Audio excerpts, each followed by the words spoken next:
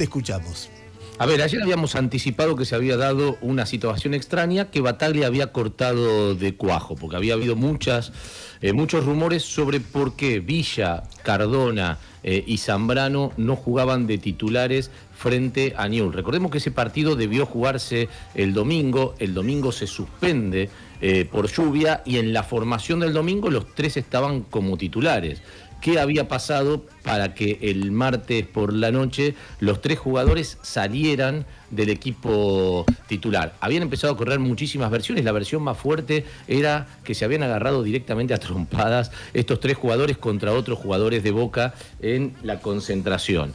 Esa versión fue la que quedó instalada mientras se jugaba el partido. Para desactivar la Bataglia da una conferencia de prensa apenas termina el partido diciendo: he escuchado cualquier cosa en estas horas sobre por qué hubo tres jugadores que yo iba a poner de titular y fueron al banco de suplentes. La razón no tiene nada que ver con una pelea, acá no se peleó nadie, tiene que ver con una intoxicación que no les permitió estar en el mejor de los estados.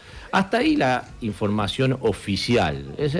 Los periodistas de Boca empezaron a averiguar qué tipo de intoxicación, porque era raro que en la concentración, si todos comen el mismo menú, solo se intoxiquen tres. Y además había otra cosa que era raro. Perdóname, Gus, la sonrisa de Jairo. No, estoy leyendo acá material para lo que voy a decir después. Sí, vos no sabés cómo va ensanchándose a medida que va diciendo. No, por favor, seguí, Gustavo. Se agarraron a trompadas, intoxicación, pero si todos comen lo mismo, ¿por qué se intoxicaron solo tres? Te escuchamos. Claro, y además el grado de intoxicación no parecía ser tan grave, porque los jugadores no es que habían sido derivados a asistencia médica o habían sido licenciados para que se recuperen, sino que estaban en el banco. Y no solo eso, sino que cuando las papas quemaban y Boca jugaba realmente mal y no podía quebrar a Newell's, mandó a la cancha a Cardona y Villa, que son probablemente las cartas ofensivas más importantes. ¿Es algo que comieron ahora o que pueden haber comido hace unos años en Europa? No, es algo que comieron ahora. A ver, la palabra yo creo que va a entrar entra en desuso en la modernidad del cambio de lenguaje, pero que antes se decía mucho, comer ese tipo de manjares. Entonces, sigo con el relato. No te dejes desviar por este energúmeno. No, pero está bien, porque me da pie para que cuente un poco en forma elíptica también las cosas que fueron sucediendo. Me interesan los hechos, los datos. Sí, claro. ¿Qué fue lo que pasó entonces? ¿Qué fue lo que se supo finalmente? Que como Boca no había jugado el domingo, el lunes a la mañana, previendo que el partido recién era el martes por la tarde-noche, lo que hizo el técnico dijo: les doy el día libre. Desde el mediodía del lunes hasta las 22:30 del lunes tienen el día libre, vayan a sus casas, vean a sus familias, descansen. Pero bueno, ven a tu familia. A veces tampoco es el mejor plan. Vos podés tener planes alternativos si te dan el día libre. Y familia es un concepto amplio. Claro, es un concepto amplio. Nunca se sabe muy bien a qué uno le llama familia. Vos le podés llamar a una cosa y yo le puedo llamar a otra. Lo cierto es que parece que vieron a personajes de la familia no cosanguínea, sino otro tipo de familiares. ¿Y qué fueron? ¿Se fueron de joda? Parece que se han ido de joda los muchachos y que además volvieron, básicamente el enganche colombiano volvió en un estado, según ya confirman, yo confío 100% en mis compañeros de Olé, porque para mí son los que mejor cubren toda la situación de Boca. Volvieron a la concentración totalmente en pedo.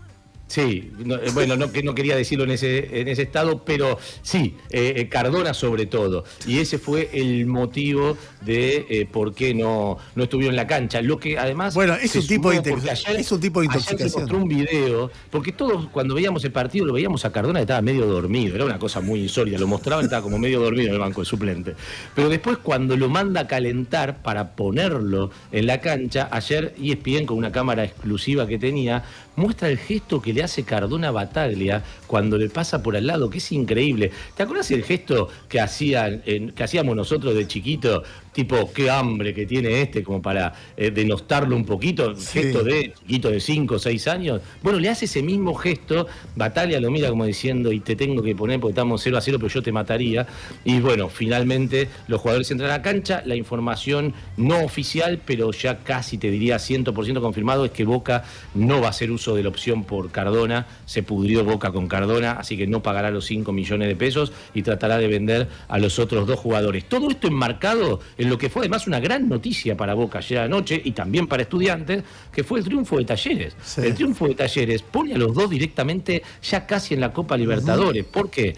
Porque Talleres, si sale campeón de la Copa Argentina, se lleva un puesto de la Libertadores por ahí y te libera uno de la tabla general. Y si no, es Boca el que toma ese lugar. Y la verdad es que para tu Estudiantes, por ejemplo, ¿de qué manera puede quedar fuera de la Copa Argentina? La Copa Libertadores. Tiene que de la Copa Libertadores, si no saca uno de los 6 puntos en juego y Lanús gana los 6 que tiene. Sí, si Lanús gana los 6 y Estudiantes pierde los 6. Esa es la única posibilidad. Claro, esa es la única manera.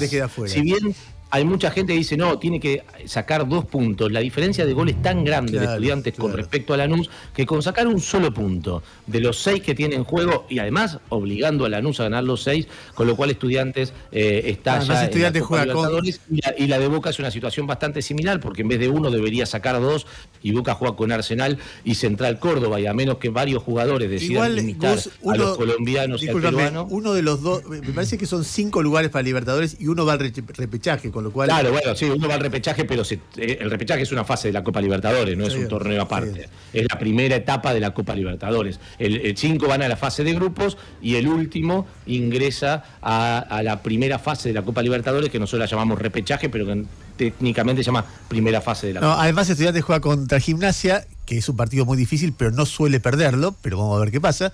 Y después contra los Civi de local, con lo cual tiene todas las perspectivas de que un empate ahí entre los dos partidos va a sacar. Por ahí gana alguno de los dos.